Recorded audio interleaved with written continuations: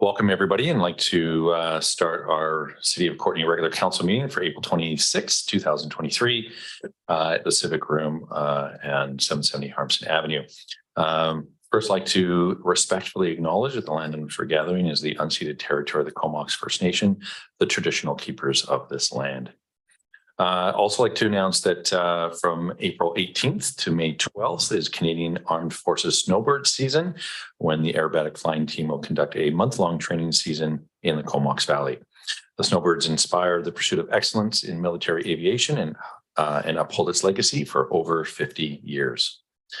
Also like to announce that April 28th is recognized worldwide as the Day of Mourning to honor workers who have died, been injured, or became ill due to their job. It serves as an opportunity to renew the commitment to enhance workplace health and safety, and thanks to the effort of those who have fought for safer workplaces. The City of Courtenay will actually have an event this Friday at 10 a.m. at Sims Park for those that would like to attend. And with that, I'm going to pass it over to Councillor McCollum. Thanks, Mayor. I'd just like to notify the public that council decisions regarding the April 12th presentations from both the Comox Valley Cycling Coalition and North Island College Student Union's requests have been deferred to the May 10th council meeting. Thanks, Councillor McCollum. And our city manager, Jeff Garbett, has a very exciting announcement. Thank you, Mayor Wells, and through to council. I just wanted to take this opportunity to introduce Marianne Wade. Marianne Wade has joined us as our new Director of Development Services, and she has a very extensive background both in the public and private sector as a professional planner working in development and housing issues in British Columbia and Alberta. We're just really grateful and want to acknowledge that she's joined our team. Thanks very much, and welcome, Marianne.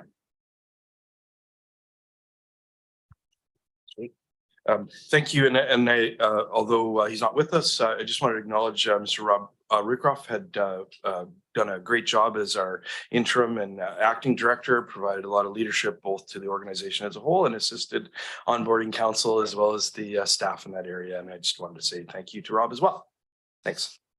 Thanks so much. And yeah, really want to acknowledge the work that Rob has done, and just really have enjoyed my conversations with Marianne. Although it's only been a few days, there's been a couple that have been great. So really looking forward to the future. So Councillor Morin. Great. Thank you, Mayor. I just wanted to say to Ms. Wade that I'm sorry that we were maybe competing for the same parking spot out there. We were both kind of driving in at the same time. So if I'd known that you were coming to this meeting and we're so important, I maybe would have let you go first. Thanks. Fair enough. Fair enough. There we go. Maybe we'll get signs on our vehicles or something. Thanks, Councillor Morin, for your comments. I don't have any late items before me, so moving into the adoption of minutes from April 12th. Are there any errors or omissions? Seeing none, all those in favor? Any opposed? That passes unanimously. And we'll get into staff reports. We have the Accessible BC Act. And I'll maybe pass it. Oh, hang on. Councillor Hillian. I'd like to move the recommendation, Mr. Mayor, that council direct staff to meet its obligations under the Accessible BC Act by proceeding with the development of a Comox Valley Accessibility Framework in partnership with the Comox Valley Accessibility Committee, Comox Valley Regional District, Town of Comox, and Village of Cumberland. All right, thanks so much for moving and seconding that, and I'll pass it over to Mr. Garbett. Thank you. Through the Mayor to council, Ms. Proton is going to speak briefly to this report.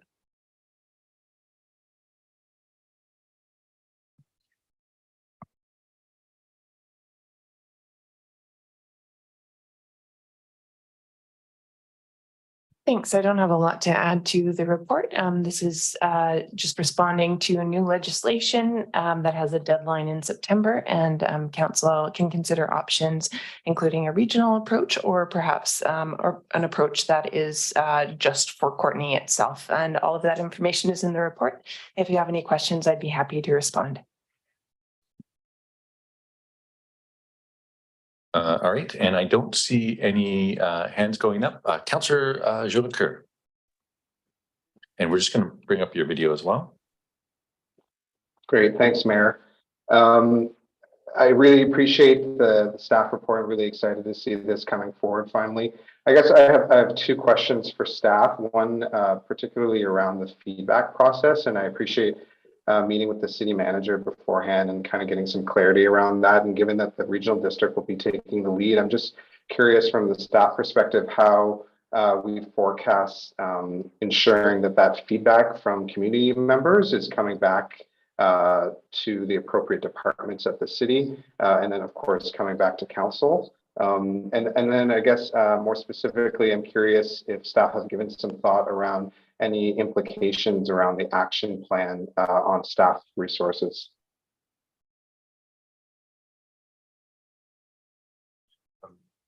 Thank you, City Mayor. Thank you for the question, Councillor Jolicoeur. With respect to feedback and engagement that happens at the regional level, there's going to be a process to collate that information into developing the overall regional framework. And they'll be reporting back to elected officials board at the board table as well as at the council table. The specific determination on how that information will be shared has not been determined as of the receipt of this report. But what's going to be interesting is that all of the partners in this regional initiative all sort of have different infrastructure and different ways they interact with people that are experiencing accessibility issues and opportunities. And particularly when there's specifics as it relates to our community, we'll make note of that and it'll form its way back into the action plan that we'll develop. With respect to staff resources or implications on the action plan, our Legislative Services Department had taken the lead on this very early, worked closely with the regional district once we're aware that there was an interest working regionally, and then we'll contemplate if we have resource implications on the action plan during our 2024 financial planning process. Thank you. Great. Thank you. Thanks for the question. And also we got a question from Councillor Frisch. Yeah, thanks, Mayor. Not so much a question, but just an acknowledgement that this has actually been sort of a long time in coming, as community members in the Comox Valley have been looking for a venue to move these sorts of accessibility issues forward. And I'm actually really encouraged by this valley-wide approach to it. So really happy to see this come forward. Thanks. Right. I don't see any further questions or comments at this point. There's a motion on the floor. So all those in favor, any opposed, and that passes unanimously. Next on the agenda is the Code of Conduct. And Councillor Hillian. Thanks, Mayor. I'll move that council direct staff to initiate a code of conduct review with Reese Harding. All right, it's been moved and seconded, and I'll pass it over to Mr. Garvin. Thank you, Mr. Mayor. Ms. Proton will just speak briefly to this report as well. So this is another one where there's been some changes to legislation, and the change in this case is that council is required to consider whether to have a code of conduct or to consider its existing code of conduct within the first 6 months after taking office. So this is the report that meets our legislative requirements, and you are able to determine whether you'd like to continue with your existing code of conduct or review it. Now, our existing code of conduct has been in place for some time, and there are now, I would say, more standards in place for what is normally in a code of conduct. So staff are recommending that there be some kind of review process. And we have secured the services if council would like to proceed with Reese Harding, who is the previous ethics commissioner for the city of Surrey, has a lot of on the ground experience actually working with codes of conduct, and has a team of lawyers right now who is spending all of their time working on codes of conduct. So when we asked other local governments who they were using for their codes of conduct, we overwhelmingly heard that Reese Harding is a great option to go with. So we're looking to hear whether you'd like to proceed with that, or if you have any other feedback for staff.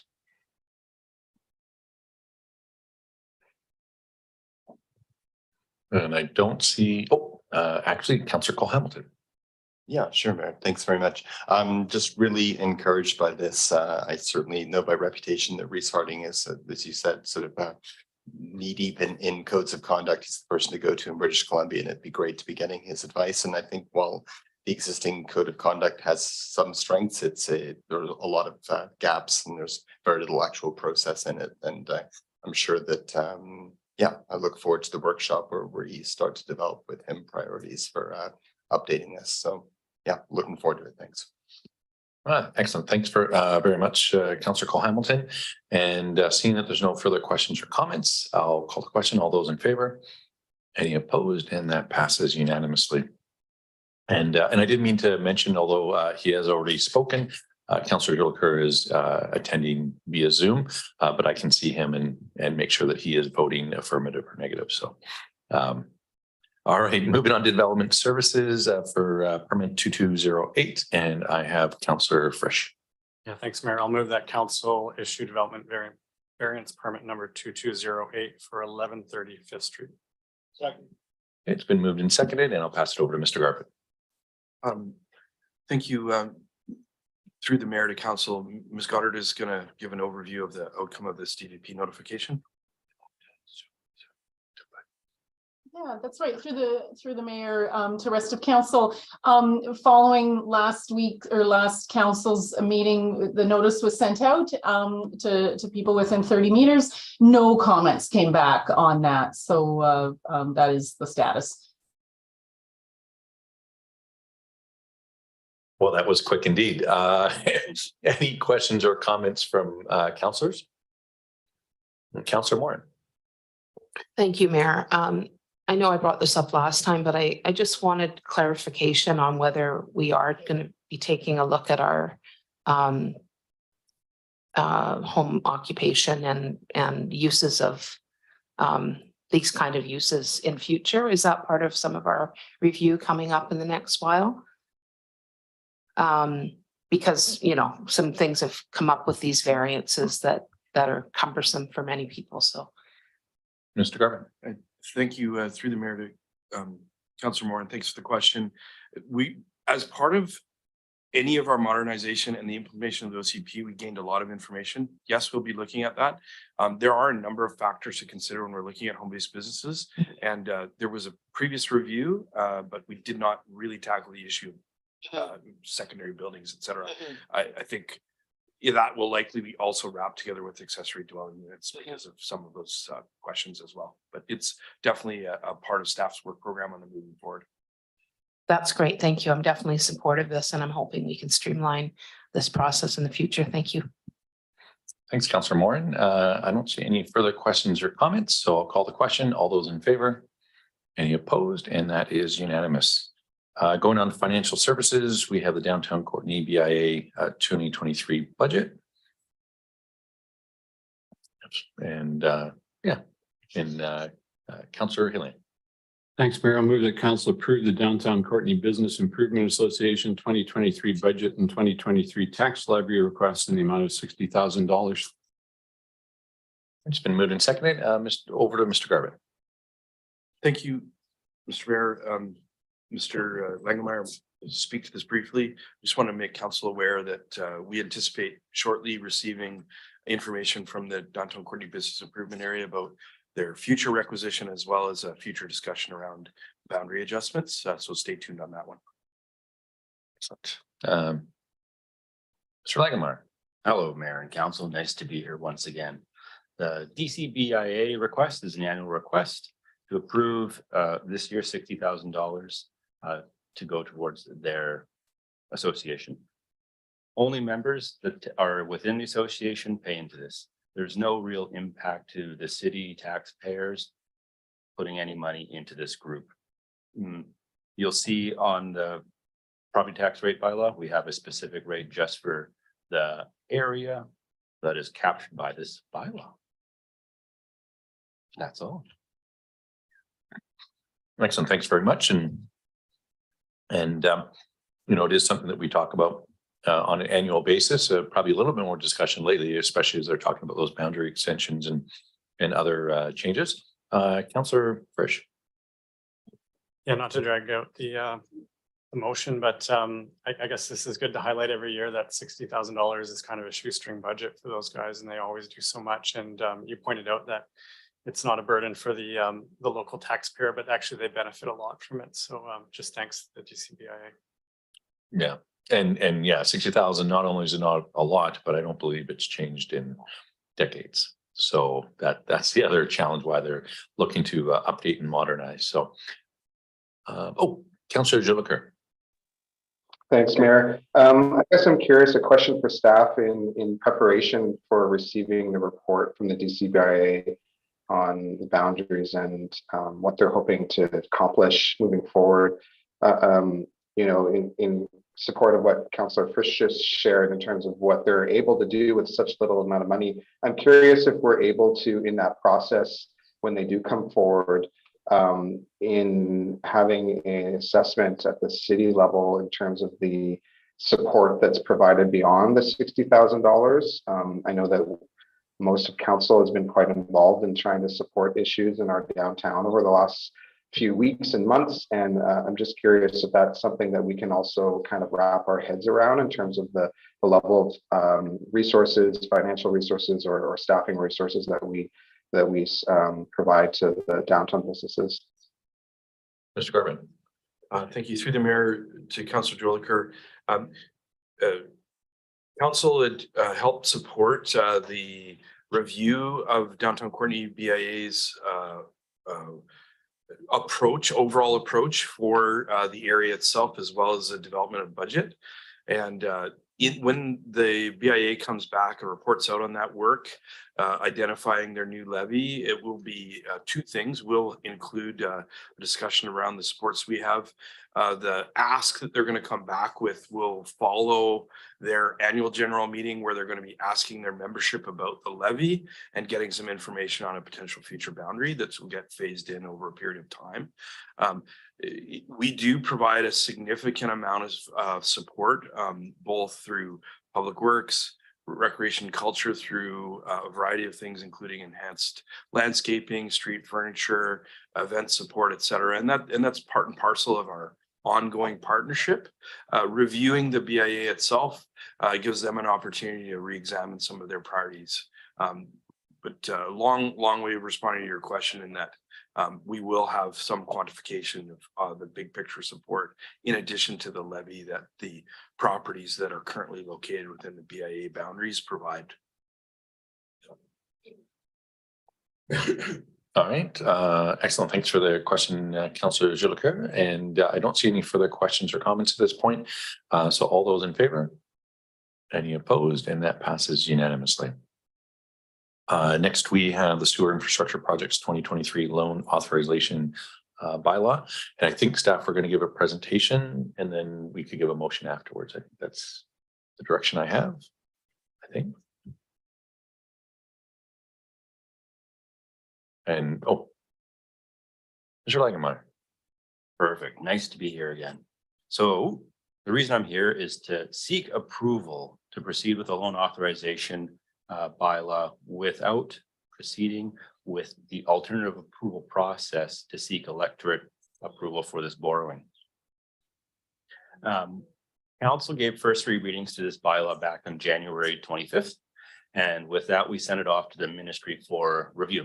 I got word back from the ministry saying you are within the liability-free servicing zone and there is not the requirement to get the electorate approval. And the ministry asked, what would your council like to do?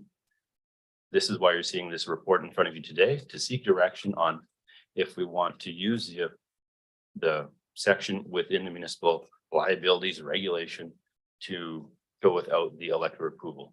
The reason for this is we have such low amounts of debt and our annual debt servicing costs are well below the allowed thresholds. And for regulation, we are deemed to be a safe in a safe area to not require electorate approval for taking on this new loan. So with that, I will bring to your attention that I had an update to the recommendation, and the one on the screen is the very most clear recommendation that we can have to get what we need done to send off to the province to continue this process. And in a month or two time, we'll be able to have the approval from the province and bring this bylaw back for adoption. Excellent. Thanks very much. That may have generated some questions or maybe some motions. So I'll start with Councillor McCollum. Yeah, I'm happy to move the recommendation as it's written up on the screen. I don't see a big issue with not doing a alternative approval process for this.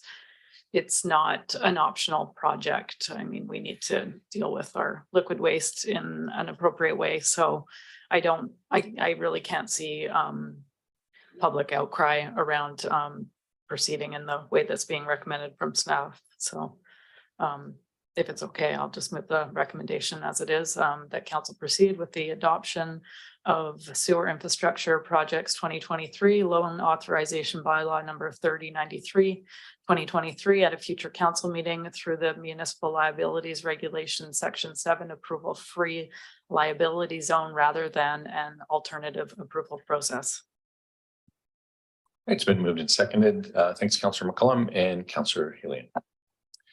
Thanks, Mayor. I'm going to reveal my lack of acumen with numbers in this question. I just want to make sure that I'm not misunderstanding something. In the discussion section on the first page of the report, it indicates that the annual debt servicing cost is $1,681,000 and such. And then on the second page, it gives the annual debt servicing cost as $191,000. I'm just, I'm sorry, there's a, no, I misread that. I just wanted to get some clarification on what the actual debt servicing cost is on an annual basis, given the different numbers in the report. And I may have misread it. Yeah, so the first number, that 1.6 million, that's the total of all loans that we have outstanding, debt servicing costs for the city. This specific loan, you're correct, it's $191,000 a year we'll be paying, given the interest rate that is 4.2%. And since writing this report, the interest rates have dropped slightly. So what we're asking, or not asking the electorate, is are they okay with taking on $191,000 of annual debt servicing? We're still well under that liability-free zone, and I do reference it above it. It's about $2.5 million. So we're safely within that area. Thanks very much. Thanks, Councillor Hillian and Councillor Frisch. Yeah, thanks, Mayor. I just wanted to add what Councillor McCollum succinctly put about the project not really being an option, and that this pump station is actually quite old and does pose a bit of an environmental risk if it's not dealt with. So I'm certainly happy to move this process ahead a little more quickly. Thanks, Councillor Frisch. And with that, I don't see any further questions at this point or comments. So all those in favor? Any opposed? And that passes unanimously. We are now on to Comox Fire and Rescue Service Agreement Renewal. And Councillor Morin. Thanks, Mayor. I'll move the recommendation that council approve option 1 and authorize the renewal of the Comox Valley Fire and Rescue Services Agreement between the city and the Comox Valley Regional District, Town of Comox, Village of Cumberland, Ships Point Improvement District, and the city of Campbell River for a term of 5 years commencing May 9th, 2023 and ending May 10th, 2028. All right, it's been moved and seconded. I'll pass it over to Mr. Garvin. Thank you, Mayor, through council. Deputy Chief Siegler is going to provide a short overview of this report. Thank you. So through the mayor to council, the purpose of this report is to request that council authorize the renewal of the Comox Valley Fire and Rescue Services Agreement between the city and Comox Valley Regional District, Village of Cumberland, Town of Comox, Ships Point Improvement District, and the city of Campbell River for a term of 5 years commencing May 9th, 2023 and ending May 10th, 2028. So this agreement, which has been in place for decades, provides all parties involved with access to resources necessary to mitigate those rare incidents that exceed our resource capabilities. To date, we've been very happy with how the agreement has been used and the services benefits it provides, and recommend that it be renewed. I'm here for any questions. Thank you. Thanks very much. I don't see any questions or comments. You said Councillor Frisch. And just a quick one. I'm wondering if there's any fire departments in the valley that aren't part of this agreement, or maybe they're part of a different one. Maybe I'm just remembering that CVRD has other agreements that might cover them. Oh, hang on. I'll put your podium mic back on. Thank you. Through the mayor to council. Yes, this has encompassing to all Valley Fire Departments. Okay, thanks. You're welcome. And Councillor Jolicoeur also has a question. So Thanks, Mayor, and thanks to the Deputy Chief for the presentation. In the contract, it refers to some of the fees that have been set out according to a fee schedule, provincial fee schedule. I'm just wondering, in terms of your costs, real costs for the department to respond to these other areas outside of the city boundaries, versus when that last update for that schedule has been? Is the schedule being updated regularly? Do you feel like those fees are actually representative of the costs associated to the responses? Yes, through the mayor to Councillor Jolicoeur. Yes, I believe the fees reflect or show that they are accurate and up to date. Thank all you. right. Now, Councillor Hillian. Thanks, Mayor. I'm not sure if this is the first time the deputy has presented to council, but I just wanted to acknowledge the great work of the Courtenay Fire Department, and thank you and all the members for everything that you do to keep our community safe, and particularly the additional responses to overdoses and that type of thing. We're very, very fortunate to have our fire department here doing all that excellent work. Thank you. Thanks, Councillor Hillian, for that. And I'm looking around. I don't see any other questions or comments. So that being said, I'll call the question. All those in favor? Any opposed? That passes unanimously. Thanks very much for that presentation. And next we have City Manager Strategic Priorities. Thank you, Mr. Mayor. Through to council, we have in front of you today our draft strategic plan. I wanted to really acknowledge the hard work that staff had done with council. We undertook this work very shortly after our comprehensive overview and orientation for council. We were facilitated with Alison Hapkirk, who had assisted council previously. We have in front of you our foundational document that brings together and is organized under the general principle, the 4 general cardinal points of our official community plan. The document in front of you is further organized around the same 8 principal areas of our community plan. The community plan is seen as the guiding document for our community's future development, and the nature of our OCP is that it really crosses well beyond land use policy, and it was determined that this was a great way for us to connect the dots between our operations, our long-range plans, as well as our the individual responses we'll do on a day-to-day basis on our core services. On page 4 of the attached strategic plan gives an overview of how the strategic plan works inside of all of our other moving pieces, council strategic plan, departmental business plans, our annual budget and 5-year financial plan, and then the annual report. And council had given us some wonderful feedback prior that the connection of all these documents, developing metrics and strategies to move forward under these 4 cardinal points is important. And as a result, we've organized that way. The strategic plan is in front of council. It gives direction on specific projects, as well as for us to unpack and respond to our core activities, emerging issues, as well as an understanding in the community as to where we're heading.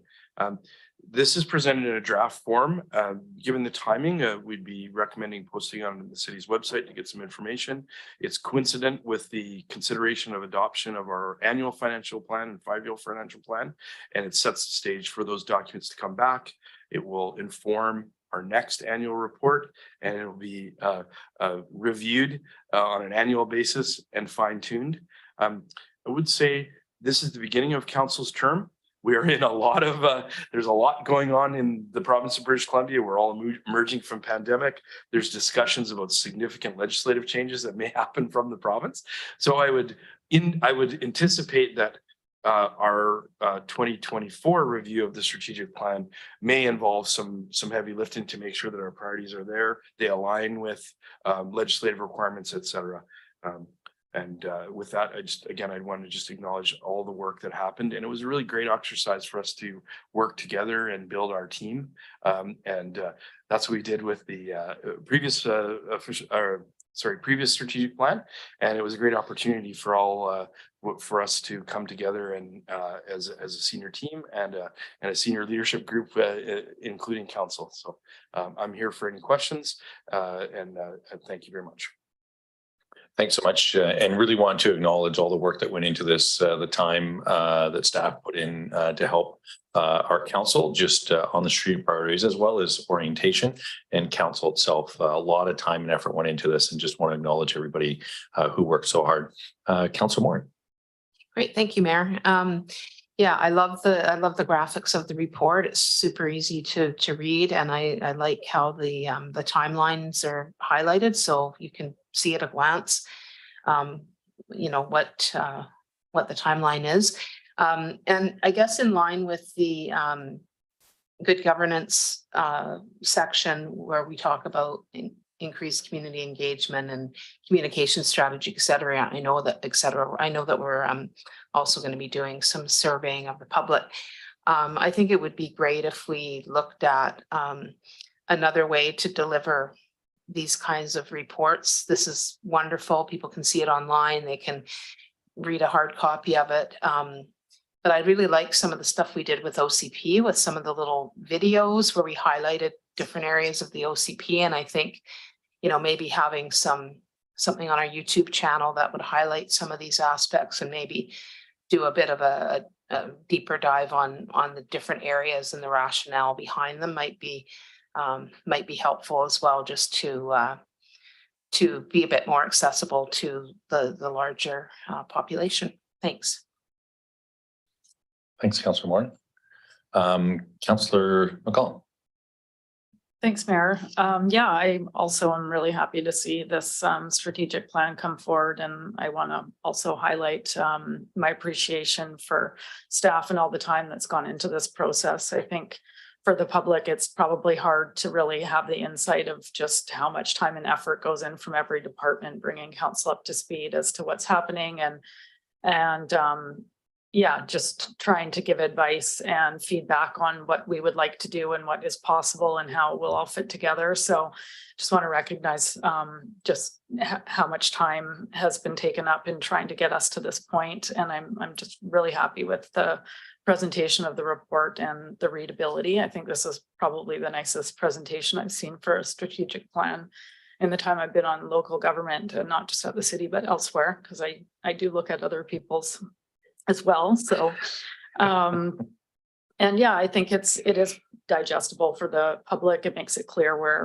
what our initiatives are and our ambition for the next 4 years. And I think it is fairly ambitious what we've laid out. I think it's a very good reflection of what we heard from the public and how this council's strategic priorities really align with a lot of the things that we heard over the campaign, but also a lot of the feedback that we've received from the public since the election. And I'm glad that this is now going out and that we're able to communicate to the public exactly where we're headed for the next couple of years. Thanks. Well, thanks, Councillor McCollum, and really for pointing out how ambitious it is. It's much appreciated. I have Councillor Frisch and then Councillor Jolicoeur. Councillor Frisch. Oh, sorry. You know what? I'll pass. I was going to move the motion, but you go ahead, Councillor. You can move the motion if you like. Or Yep. So also really happy with this, and I'll acknowledge the same thing really at how responsive staff have been to the community's needs and their willingness and capacity to really adapt, which is really impressive. So having said that, I'll move that council receive the draft 2023 to 2026 strategic priorities for the city of Courtenay and refer the plan for public input prior to consideration of adoption in May of 2023. Okay, that's been seconded, so it's now on the table. And next we have Councillor Jolicoeur. Thanks, Mayor, and really appreciate the comments from Councillor Morin and McCollum. Similar thoughts as well. I just want to again share my excitement about us coming together for this work together. And as the new councillor on the team, there was a lot of additional conversations with staff. And so I just want to acknowledge the staff who took time to provide even further background for me to get caught up to speed. I'm really excited to see particularly the food systems, good governance, and social infrastructure. You know, these are some of the things, you know, similar to Councillor McCollum's comments that I heard really clearly in the election and that I continue to hear today in the ever-changing world. And so I'm really excited that we have what feels like really a strong balance between some of the traditional activities of municipal government and some of the challenges that we're facing in a changing world. I guess my two questions for staff, primarily related to the staff report on the strategic plan, is related to the evaluation and the review on an ongoing basis. And I know that I spoke to the city manager about some of these questions, but I just love to have it on public record for those who might be interested around how we're planning to report out on some of these, as mentioned, ambitious activities that we have planned for the next 4 years. And my second question pertaining to an aspect of the motion, in particular around public feedback, in recognition of us having just gone through an election, and many of us continue to connect with citizens and businesses in the community on an ongoing basis. But I'm curious around the details of what that public engagement will look like. You know, similar to Councillor Morin's comments, I think that her ideas of being creative around the ways in which we can communicate this out to the community could be really beneficial. I think it's something for us to be proud of. And so, yeah, because the two questions, one around evaluation and one around public feedback and what that looks like. Thanks, Mr. Garbutt. Thank you. Through the mayor, thank you for the question, Councillor Jolicoeur. With respect to evaluation, spoke to this this is a slightly different format on the strategic plan than the city's used in the past.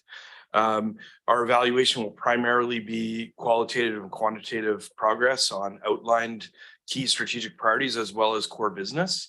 That will I'm going to talk to Ms. Hapkirk, who had assisted with this, and maybe some recommendations because she assists us with the structure. We had reported back on an annual basis, and we developed actually a little bit of an info sheet and go to what Councillor Morin was saying about like digestible. So we had put together an info sheet on those accomplishments. And I would envision that we'll come back. We'll hear some feedback, and I'll speak to your question around engagement from the public. And council is going to review this, and they'll maybe give us some direction. I'll just remind council that this is built on our workshopping as well as the budget that we have in place in the work program for 2023. So likely more of a focus on 24 and beyond. But with respect to the engagement, as it currently stands, we have not built in, nor do we have the capacity in terms of very wide engagement on the strategic plan as presented. The strategic plan as presented to council reflects our workshopping, which was based on the official community plan priorities, which was very widely circulated with a great deal of public input, as well as input from our elected officials who represent what the community wants. And we've just had an election in that regard. The development of communication materials on an outgoing basis, I think we will do when we complete our communications work to understand what's possible. The mayor has talked about his own YouTube channel that or I don't know if it'd be called YouTube channel, sorry, his Facebook Live posts that he's done. Apologies for the mischaracterization. Maybe he will have a YouTube channel or be an influencer, etc. Sorry, don't mean to be unprofessional. But this is very much a work in progress. Council was very clear, and it's made clear in the strategic plan that we're going to examine our communication, we're going to open our communication, and we're going to look at other ways to engage. So I offer that in this regard. and when I introduced the report, I do think that this format is very good, but through 2023, legislative changes and some issues that are developing in the community may result in potentially looking at the structure of the document, some of the key work programs and some of the priorities as well. And it'll be a good way for us to take forward our 2024 financial plan as well. Thanks. Just as a follow-up, Mayor, if I can. Yeah. To staff, what's the plan for us to receive the feedback that is provided from the communities? Or is that going to be another staff report? Through the mayor, thanks, Councillor Joel Kerr. Similar to our budget report, if we receive what engagement that we receive back, we'll summarize and provide back to council for their consideration prior to adoption. Given the timing, likely would be very similar to the budget. We'd probably circulate a memo the day of on that consolidated information. Thank you. Thanks very much, Councillor Jolicoeur. And from a technical perspective, the streams and all that kind of stuff, they can go to multiple stuff. So it's all very cloudy. So, but you articulated it quite well, Mr. Garbett. So no apologies necessary. And Councillor Hillian. Thanks, Mayor. Thanks to staff. Good to see the reports. I know that we're going to have probably more detailed discussion after there's been some public comment in May. But I did want to ask one specific question, given the number of inquiries that we continue to receive about traffic issues throughout the city. I'm wondering how quickly we might anticipate the traffic calming plans that are identified in the streets and transportation section to actually be rolled out in terms of some type of proposal from staff for what we might implement. Thank you through the mayor. Thank you for the question, Councillor Hillian.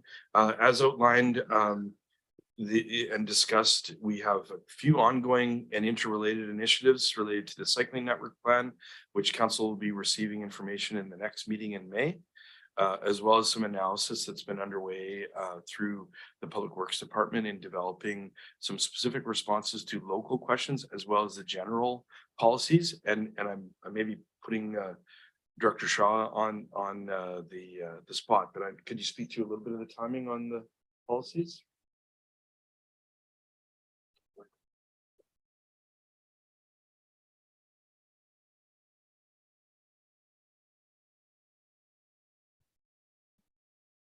To just to catch traffic calming policies, Plans. Sorry. Thank you for the question through the city manager to mayor and council. With respect to plans specific, and I guess I would ask just clarifying question with regards to that, specific to existing resolutions or the traffic calming policy and the implementation thereof. Yes, well, for example, we've talked about the possibility of lowering speed limits throughout the city, of traffic calming measures in particular areas that we've had complaints about over a prolonged period. And I won't name streets tonight, but you can probably guess. That's a fair point. Thank you for that. Yeah, and just in response to that, there's a few items that are on the docket right now for review with specific resolutions to areas of concern, and one of the reports that's coming back to council in short order in near the end of Q1 here is a conclusion to the traffic study analysis was done for speed reduction within the Crown Isle process, and through that analysis there'll be recommendations for implementation on a more widespread program throughout the city. So that would be brought forth for council's consideration. Those good learnings and those good understandings will help guide us in our determination and our analysis through the policy development. So to really highlight and articulate where we want to implement and to what degree or measure through policy deployment. So just to be specific, you're thinking within the next month or two that we will see that report on the Crown Isle experiment, and that will influence how we go forward in other areas of the city. Agreed. It's one of the aspects in terms of traffic calming policy development as a whole. That'll be one area of consideration, as well as other mechanisms for calming within the policy will be much broader than that. But that's inclusive of the CMP and the works that are there as well, and then the existing measures that we're currently undertaking throughout our community as part of our active speed reductions. Great. Thanks very much. Thanks, Councillor Hillian. Any further questions or comments before I call the question? All right, so I'll call the question. All those in favor? Any opposed? And that passes unanimously. And again, just great work, $65 million, or sorry, the $65 million budget that we have, trying to get that into a strategic priorities. It was a great job and really well read. Next, we have the Courtney branding update. And Councillor Frisch. I'll move that council receive the Courtney branding update report. All right, it's been moved and seconded, and I'll pass it over to Mr. Garbutt. Thank you. Through the mayor and council, Ms. O'Connell is going to speak to this. Thank you, Your Worship, through you to council. The city is engaged with a rebranding exercise, but not rebranding from an identity perspective. When I say rebranding or updating branding practices, it's really around our technical identity. So consistent application of fonts, colors, the creation of templates, PowerPoint presentations, creating some level of cohesion between the current crest as well as the City of Courtney font title we've been using on the website.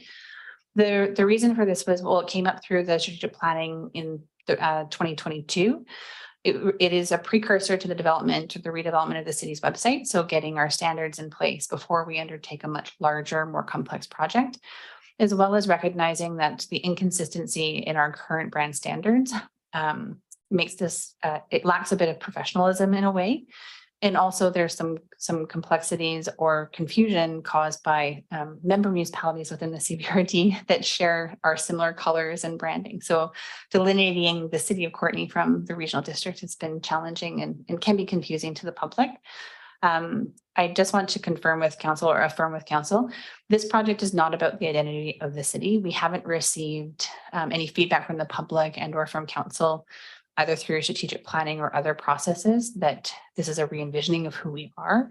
Really, this is around the technical application of our communication tools to create a consistent approach and look for the city moving forward.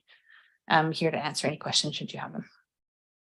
Well, thanks so much for the report. And Councillor Moore. Great, thank you.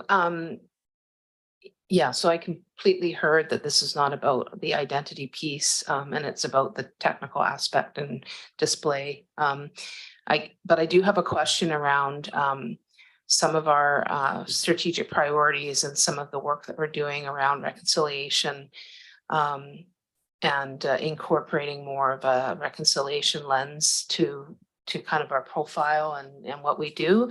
And I'm just wondering when that kind of work occurs. I mean, we certainly have communities that are renaming, doing a lot of work around that. I'm just wondering if that would be, I'm assuming that would be easy enough to shift some of this technological piece to some of that more identity kind of profile rebranding. Thanks.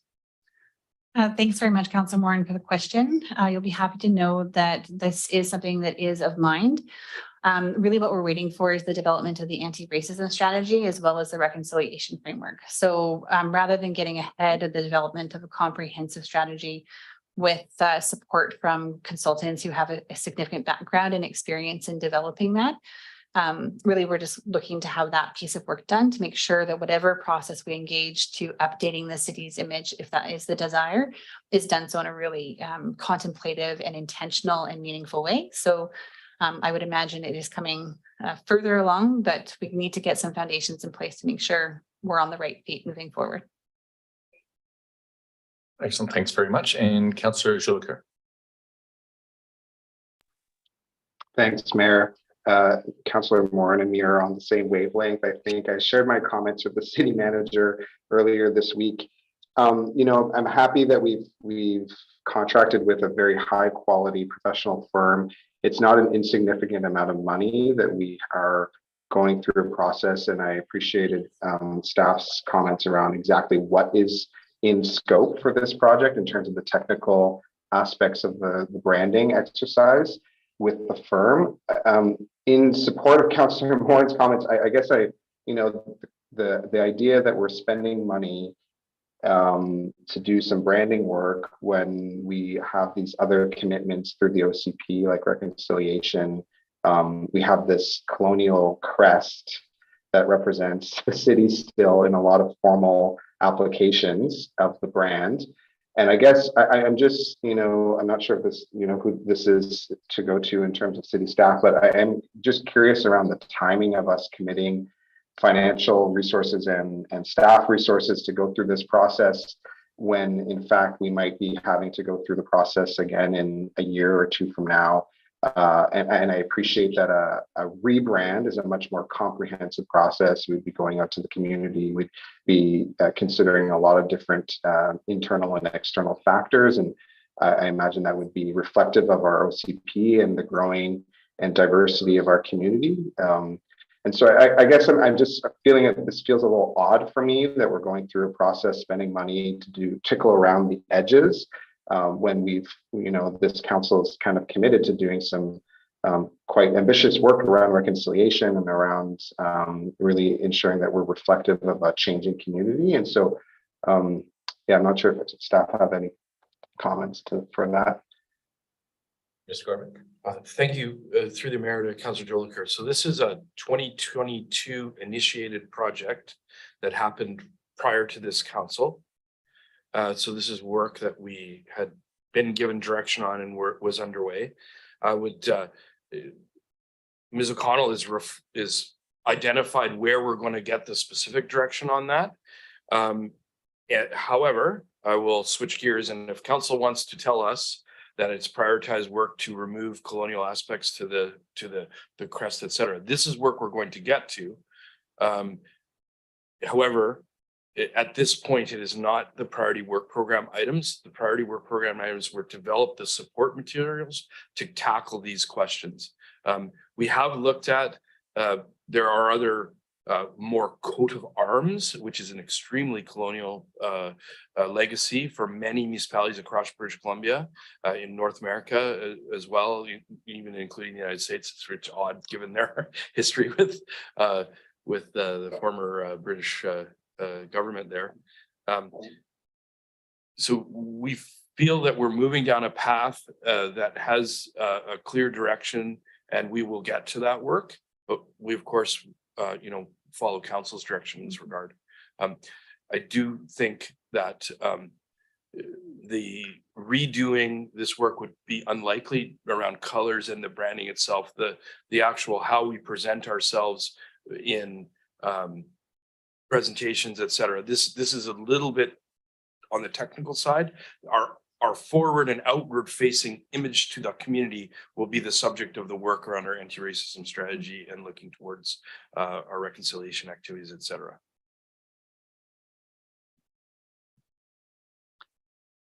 All right, and thanks for the question. And I know I brought it up, and I think one of the things that alludes to is that if it becomes a larger project, that may. Oh, did you want to speak to that? Oh, yes, Councillor Jolicoeur, well, and to the rest of the council as well. The majority of this work is already completed.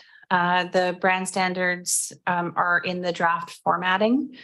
So the stakeholder engagement has been completed, and the work around the crest represents less than 5% of the total project. Really, it's about preparing standards we can use in preparation for the application and creation of the new website, which has to be replaced in 2024.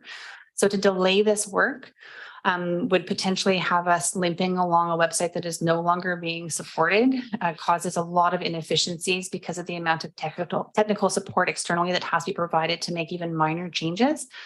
As well as the website, honestly, is one of our largest communication mechanisms and one of our greatest pains as well, and is in desperate need of updating. So the priority was around creating the standards. So when we update the website, we don't have to redo that. And then also for the communication strategy, having that done in place prior to the development of the website to ensure that we're prioritizing the communication patterns and practices that the public is really wanting us to incorporate into that process.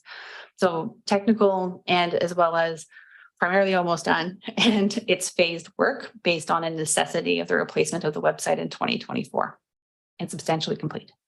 Mm-hmm. And I would say the website needed to be replaced quite a while ago. So, because there are certainly some real big challenges around that. But that being said, Councillor Frisch. Yeah, I guess I was going to say that I totally get Councillor Jolicoeur's point in that we may be moving forward, looking at changing some of our branding in bigger ways than just what we're talking about here. I guess it would make sense to look at that moving forward, and it also makes sense to just do this simple work right up front. But I assume that council as a whole is on board with that concept, and there's probably a lot more consultation that would be needed for us to drastically change what we've got going right now. So. And I can, I mean, my sort of feeling that staff really understand where council's at, and that this is really a continuum. So it's just really about the time it takes to get there from point A to point B. But this conversation is not over, and really this is just a branding update. So it's just kind of to get us so we know where we are right now. Councillor Jolicoeur. Yeah, just more of a funner question. I guess I'm curious, when do we get to see the new branding products that have been created, or the updated branding product? Thanks, Councillor Jolicoeur. It's work that could be done or that will come back to council closer to the end of May. It's really just about creating all the templates, and part of the process of creating the templates is working with the various departments, because not all of us work in the same communication product areas.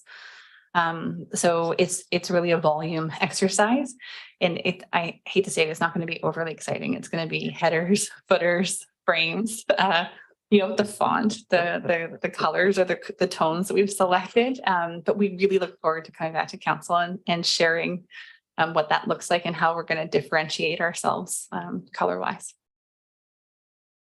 And I'm probably weird, but I do find that exciting. I think we've had a pretty good discussion here, and I don't see any further questions or comments. So I'm going to call the question. And it's just for receipt anyways. All those in favor? Any opposed? And that passes unanimously. We're going to move into council reports. And I'm not sure if there's anything, Councillor Cole Hamilton. Yeah, thanks. Well, after that discussion of headers and fonts, under pressure, a bit of pressure here. So last week I was fortunate to be down in Victoria. The Union of British Columbia Municipalities, which represents local governments to the province, had a advocacy week where members of the executive, like myself, met with members of the legislature to talk about the priorities for local governments in British Columbia. And I was fortunate to have a meeting with Minister Heyman, the Minister of the Environment, also our neighboring MLA, Adam Walker from Parksville Qualicum, Brittany Anderson from Nelson, and Henry Chow from Richmond. And there were a few priorities. The one which I was speaking on was affordability and housing. And just the two key points that we were trying to make while in these meetings was to see a continuation of the Growing Communities Fund. That's a great down payment. There's about $20 billion worth of infrastructure that needs work if we're to continue growing successfully. And I guess sort of the way I characterize it is I think that we need to be focusing not just on pipes and roads, but all the things that help a community thrive, whether that's fire halls, whether it's parks, active transportation, basically providing all the things that allow the communities to grow rapidly as they're going to, in a way that that people can embrace rather than simply tolerate. And I think there was an understanding, certainly in those meetings, that those are definitely needs, and we'll continue to move forward. And the second piece was around the province's new ambitious housing homes for people program and policy. And there, the request was just to continue meeting with local governments and their representatives early and often, because as we all know, with stakeholders, when you work with stakeholders closely, you listen to what they're saying and you take their views into account, you end up producing a more efficient and effective result. So anyway, glad to be able to talk about housing and the need for the supports for affordable housing, and overall a very productive week. So thanks. Excellent. And again, thanks again for the work you do at UBCM. Councillor Persh. Councillor Hillian. Thanks, Mayor. Two things. First of all, was pleased to be at the Minister of Municipal Affairs announcement of a $30 million grant for the South Sewer project, which is a significant game changer for our region. And secondly, along with several members of council, we've had 2 meetings with the Minister of Housing in the last 2 weeks, including today, pressing the issue of Courtney's acute housing issues and the need for provincial investment and the urgency of the situation. Thanks. Thanks, Councillor Helene, for that. Councillor Jolicoeur. Councillor McCollum. Yeah, I'll just briefly update on childcare planning meeting that I participated in with the Early Years Collaborative.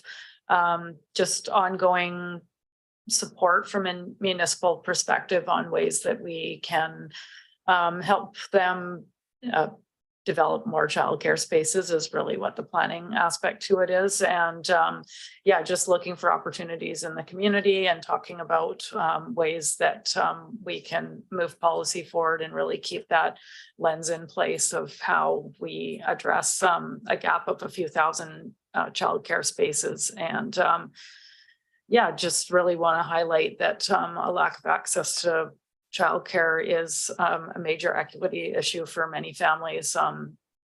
It prevents people from participating in the workplace, and if when families don't have good resources for childcare, they end up having to make really difficult compromises. So yeah, that work is continuing and supported by our council. Thanks.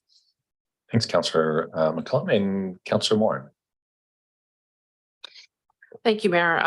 I'll try to be fairly brief. A couple things. Several of us attended the grand opening of Dairy's Place, which is a transitional housing for women and their children who have fled intimate partner violence. So it's good news for those folks. Also attended a VICC over the last week or so, which is the Association of Vancouver Island and Coastal Communities Conference. Did some good had some good connections there. And I wanted to mention Councillor Helene and I attended a meeting around peer assisted care teams, and actually Ms. Saunders attended as well.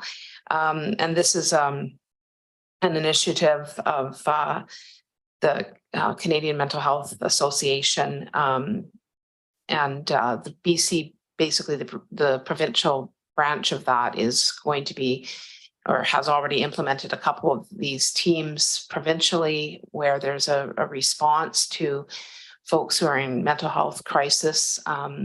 And it involves someone with lived experience, a peer, as well as a mental health professional or someone skilled in responding to these incidents, providing support to all involved, and hopefully helping the person get some resources. So at this point, we just attended, got some information, and sort of found out a little bit how to go about getting these teams in our community. And we just tried to really strongly advocate for being one of the communities that has these teams in place. So we're hopeful, and Ms. Saunders is following up. We also had a couple of people from the Coalition to End Homelessness on the call as well. So we're very hopeful, and that will come to fruition. Thanks. Oh, sorry, one last thing. Our council team did play trivia this past weekend in Cumberland, and we were the reigning champions for the last 2, but we did fall down. We'll try to do better in future, but I think we tied with a few teams for 4th. So thanks. Fantastic, and thanks for all your work that you guys have been putting out there. A few things for me. Attended the retirement party for Melinda Knox, who spent decades working for Comox First Nation and most recently for Comox Economic Development Corporation. And it was a well-attended event, and Councillor Helene was there as well. And I think, really goes to show the appreciation that our community has for the work that she did. Also, we had Earth Day on April 22nd, so several events going on throughout the community, and just really want to acknowledge and appreciate all the volunteers and people that came together for just a wide variety of different types of events. And I think it was a great day. And then thirdly, just really want to acknowledge what a couple of councillors have talked about in terms of ministers' meetings, not just for myself and council, but our staff have been heavily involved and really pushing housing and supports for those in need in our community. So really want to acknowledge that. With that being said, we'll move on to councillor resolutions and Councillor Cole Hamilton. Thank you, Mayor. And I think as it was read out in full and it's fairly lengthy, we decided that we would just read kind of the reline. And this is just regarding my candidacy for election to the Federation of Canadian Municipalities Board of Directors. And yeah, that's about it. All right. And so you're moving it though, or somebody will move it. Yes, sorry. Yes. Excellent. Okay, it's been moved and seconded. Thanks very much. And that being said, I don't see there's any questions or comments around it. Councillor Jolicoeur. Thanks, Mayor. I guess I'm curious because the motion that we have in front of us is different than the notice of motion at the last council meeting. And so I'm wondering if Councillor Cole Hamilton can speak to that. Councillor Cole Hamilton. Thank you. That's something that perhaps Jeff Garber can speak to. There's been a bit of correspondence back and forth just regarding UBCM's Small Communities program, which funds the FCM work of people from smaller communities under 55,000, such as ours. And I believe that Mr. Garber's just been following up on with UBCM on our eligibility for that. And because UBCM was busy last week in Victoria, I think it's been a little slow getting a response, but I'll perhaps Mr. Garber wants to add some more. Thank you. Through the mayor, you've summarized where we're at. We're waiting for some confirmation around applicability from both FCM and UBCM staff. I guess as a follow-up, Mayor, so to be clear then, at the moment, the motion is that we will be paying the cost for Councillor Cole Hamilton to go, whether or not we are eligible for this program. Is that correct? Mr. Garber? Yeah, that is correct. Through to Councillor Jolicoeur. We had advance notice of this. It's consistent with some of the external and advocacy type discussions that we had with council in the preparation of our work program and our strategic plan, and sort of the role of our council representing a medium-sized municipality in British Columbia. There was a general discussion that it's valuable to be involved in these items. All right. And Councillor Moore. Great, thanks, Mayor. So it sounds like this could very well be covered. And if it isn't covered, my understanding is that our council budget that we have for conferences and these kinds of things is not even close to being spent ever. Is that correct? I just wanted to kind of assure that what we have in the budget is usually way more than we ever require. Thanks. Ms. O'Connell. Thanks very much, Councillor Moran, for the question. Yes, so every year we budget as if all of you are going to all of the 3 core conferences, assuming that in one given year you could. So I would say you're typically about 40% underspent. So any of the costs, should they not be covered by the communities grant, could be absorbed within the existing budget. At the same time, should we even become close to that ceiling, I would definitely be coming back to council before that happens to make sure that we're not having any negative impact on individual councillors' ability to attend a conference of interest. Thanks, Councillor Moore, for that. All right. Councillor Cole Hamilton. Yeah. Thank you. As I said, we'd hope to have an answer already. we have every reason to believe that it should be covered. We've just had trouble getting staff responses from UBCM because they were busy organizing 5 days of advocacy days in Victoria. And I should also point out, just in terms of sort of any cost to the city of Courtenay, this position is completely unpaid. I earn absolutely nothing for the days that I put into it or the time I spend preparing or traveling. It's something I do because I care about policy and I care about bringing Courtenay's needs to the table nationally. Thanks. All right, we've had a good discussion around it. I'll call the question. All those in favor? Any opposed? And that passes unanimously. And next we have Councillor Cole-Hamilton, RCMP. Thanks, Mayor. So this sort of the reline for this motion that I'm moving is municipal input in RCMP contract decisions. And sort of the summary of this, although this was read in full at the last meeting, is that the federal government negotiated a back pay agreement with the RCMP.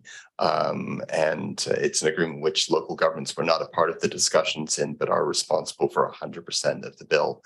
And I think one of the ministers who, when I was in Ottawa in December, talking to ministers about the need for this to be covered, described it like inviting someone out for dinner and then sticking them with the check. And I think the only flexibility that the federal government has offered is to give a second year to make the payment.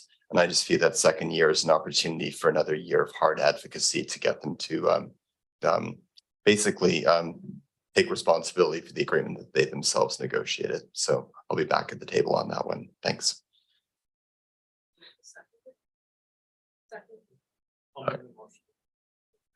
I think, the intention was that it was moved. Councillor Moores got it seconded.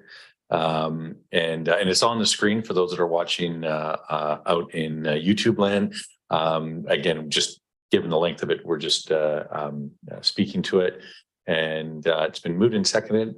And Councillor Jolicoeur.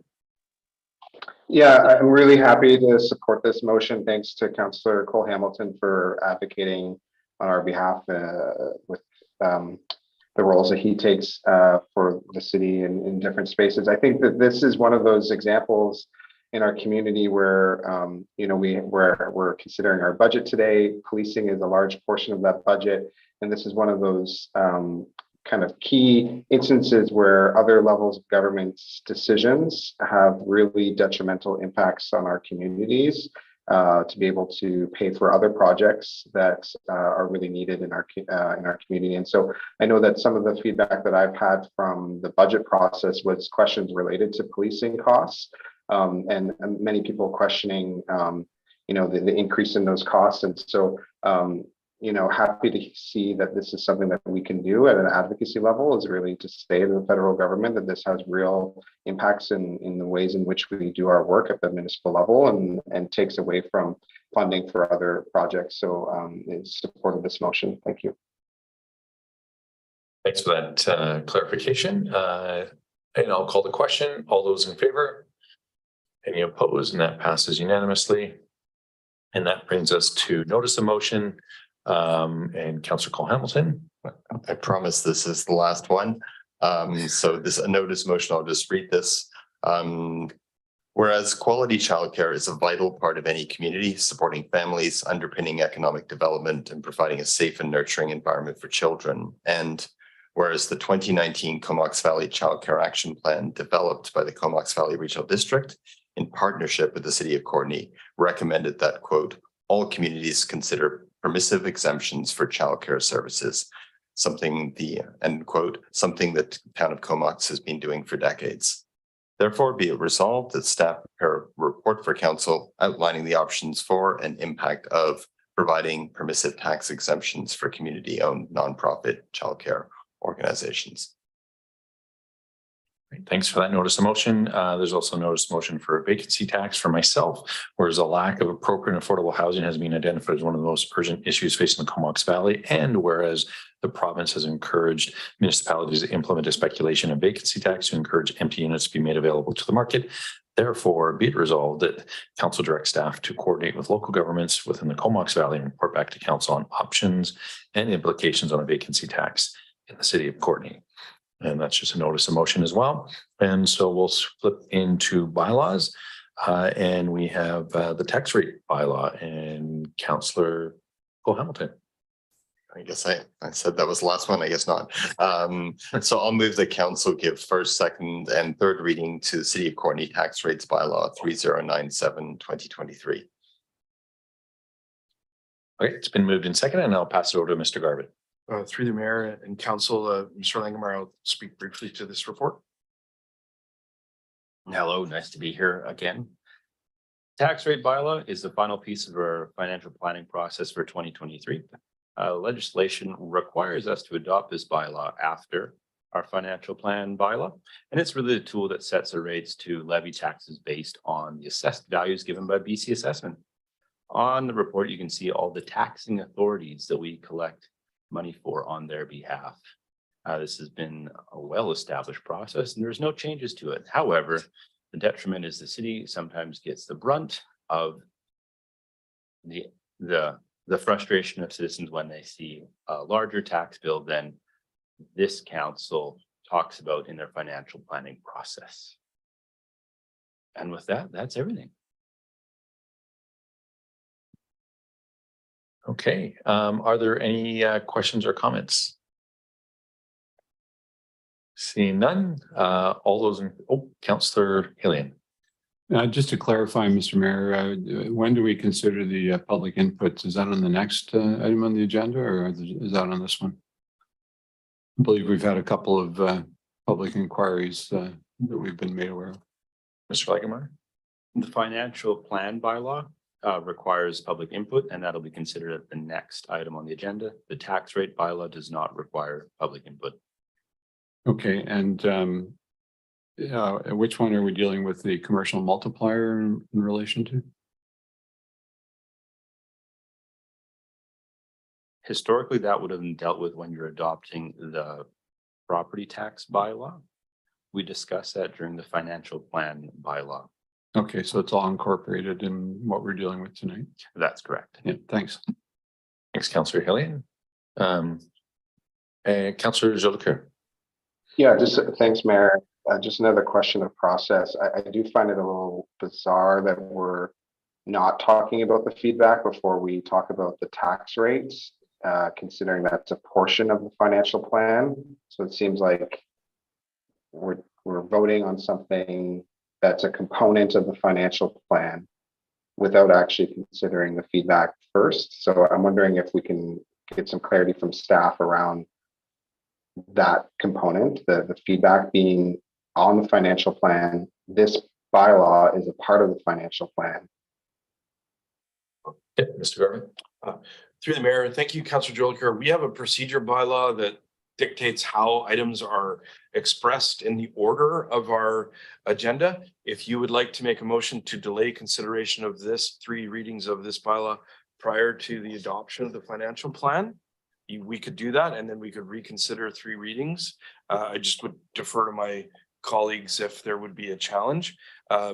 These are consistent with the financial plan that's been given 3 readings by council prior for adoption, but you're correct in that this bylaw would be given 3 readings and considered prior to the adoption of the financial plan, and this bylaw, tax rate bylaw 3097, has to actually come back to the May bylaw because we can't give 3 readings and adopt this bylaw at the same meeting.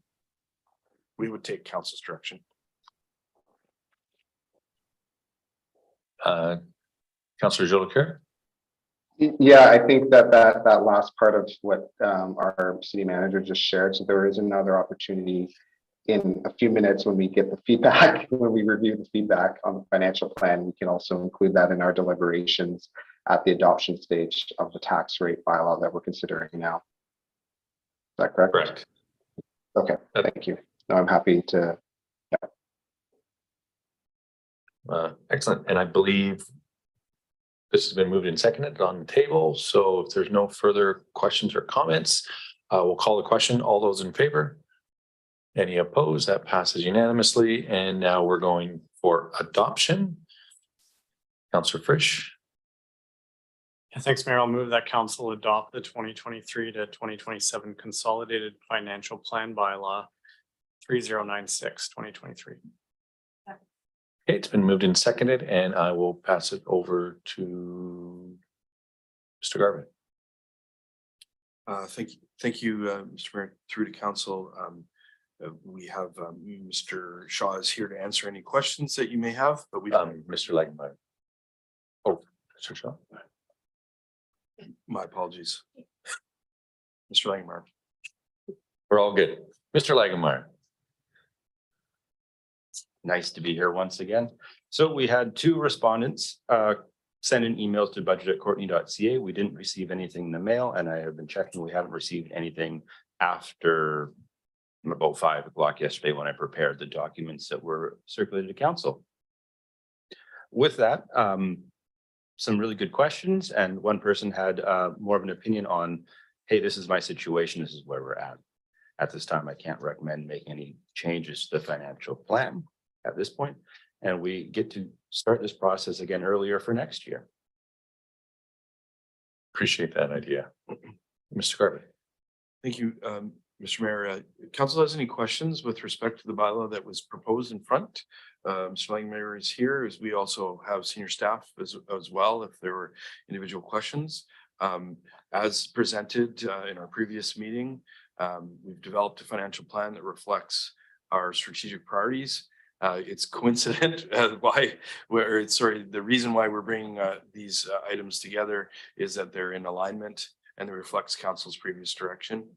We feel it's a balanced financial plan, although we acknowledge it's a significant tax increase. We've adopted and developed approaches to manage capital projects, apply the surpluses that we have, as well as our revenue options around gaming, et cetera. And as Mr. Langenmeyer had said, the financial plan in front of you, staff is recommending proceeding as our original deliberation in our previous meeting, but we are definitely here for additional questions. Excellent. Thanks for that. Councillor Hillian. Thanks, Mayor. Just a couple of points. First of all, I note that although this will be perceived by some as a significant tax increase, it is in fact in line with what other municipal governments are doing. And there are a number of factors that are leading to that, which were articulated at our last meeting. Significant that the town of Comox is about a percentage point behind us and doesn't have the policing costs that we do in Courtney. So I think our staff have done a good job of acknowledging the factors that have led to this increase at this time. We did have feedback from a couple of individuals, and thanks to Mr. Langenmeyer for his comprehensive response to one.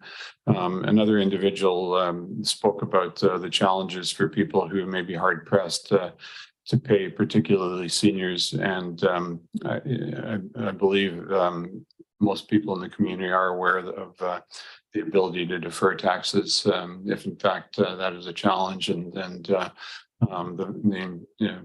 against the value of one's house, that's a reasonable alternative for people to seek if they are challenged. Everybody's circumstances are different, but hopefully most citizens see the value for money in what they get from the city, and we want this to continue to be a thriving and livable city.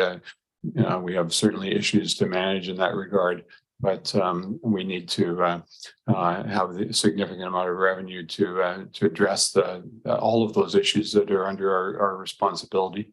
And I'm certainly happy to support the budget in that regard, with the hope that we can return to some less high tax rates in future years. Thanks. Thanks, Councillor Helene, for those comments, and Councillor Moore. Great, thank you, Mayor. Yeah, I think that despite the challenges that we've faced, that we did come up with an increase that is, as Councillor Hillian said, in line with others and actually lower than some local governments. I wanted to ask about the public feedback. I know that the CVRD, when they were doing their budget process, they did capture comments that were made on their social media pages. I think not just obviously social media in general, like rants and raves or anything like that, but things that were specifically on their social media pages as questions or whatever. And I just wondered if that was something that we look at, if we look at any comments related to the budget to provide responses to. Thanks for the question, Mr. Legemeyer.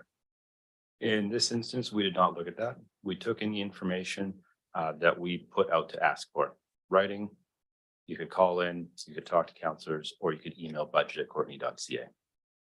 Yeah, and I'm not aware of any, but I just was curious. Thanks. And Ms. O'Connell. Thanks, Councillor Moran, for the question. I will say whenever we had comments on any of the Facebook posts regarding the budget, that's the perfect opportunity for us to reiterate the way that we were hoping to get engagement. So through the formal processes. So anyone who had made a comment online would have been instantly redirected to the form of the communication. So they would have been captured there. That's great. Thank you so much.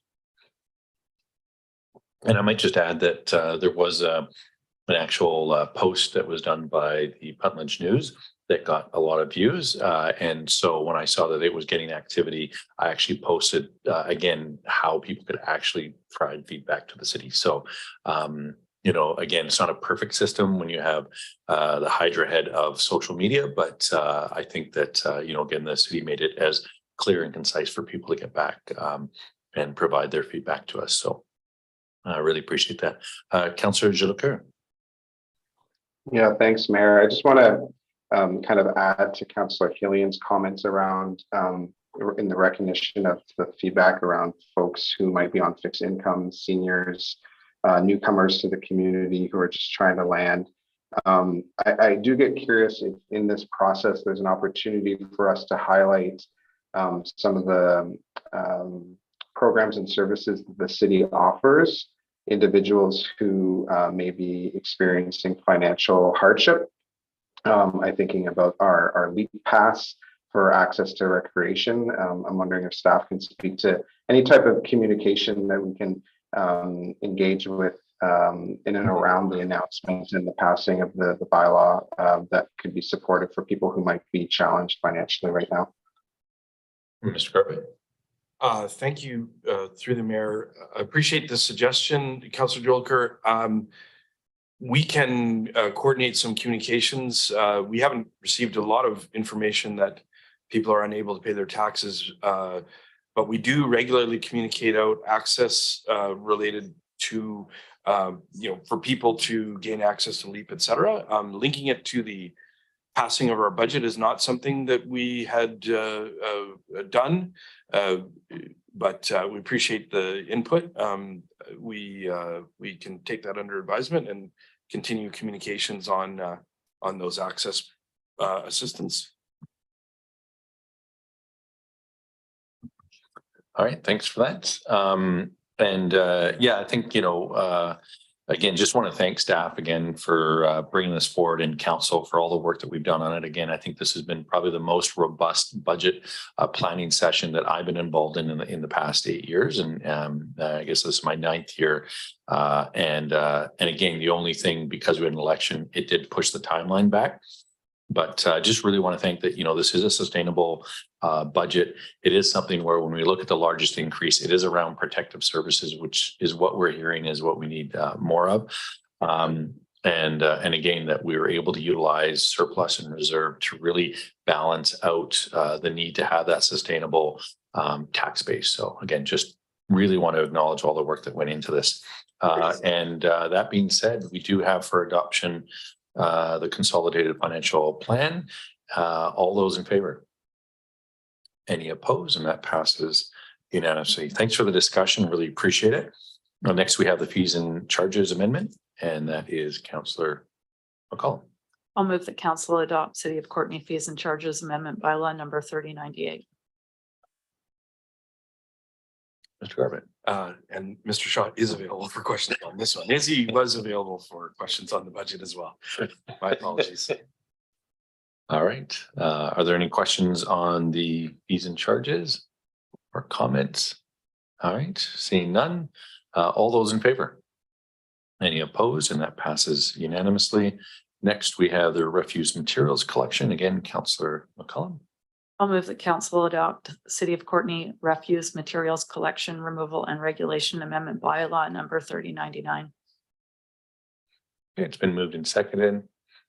Any questions or comments? Seeing none, all those in favor? Any opposed? That passes unanimously. And then we have the fees and charges amendment bylaw 3100 for EV chargers and Councillor McCollum.